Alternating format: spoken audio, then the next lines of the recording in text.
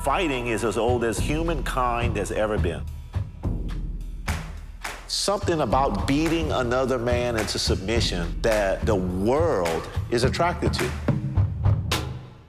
We're bringing back the pure essence of combat. Most of these guys that fight, they'll never fight again. They think they can do it. They want everybody to know that they're cage fighters. But when that door closes and you hear that lock, now you know you're in trouble. Let's make some noise. I've been in boot camp, juvenile detentions, and that didn't help. Fighting has opened the path to redemption for me. My dad shot himself when I was 9. Then my mom went off on a big alcoholic binge. So there was a lot of stuff that made me want to fight. I kind of want it to be my only option because I love it that much. The biggest challenge now when it comes to a kid like Dustin is finding somebody he's not going to kill in a couple minutes.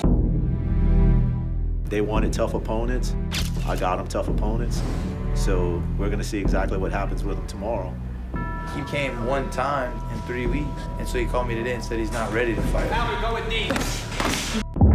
It sucks knowing that I let something like this go by. Most fighters end up broken destitute. That's just the truth of it. He's finally found what he's been looking for. I know that he has been waiting his whole life to climb up something and put his hands in the air.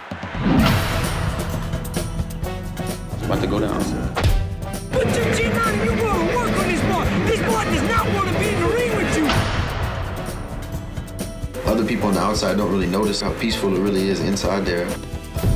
It's so pure. It is not acceptable to try to survive. You must be fighting to win. Anything can happen in fighting. All it takes is one mistake, one punch. Two guys will go at each other like that, and neither of them is going to back down. Man is a warrior. Every fight has a story yet to be played out. We build better men.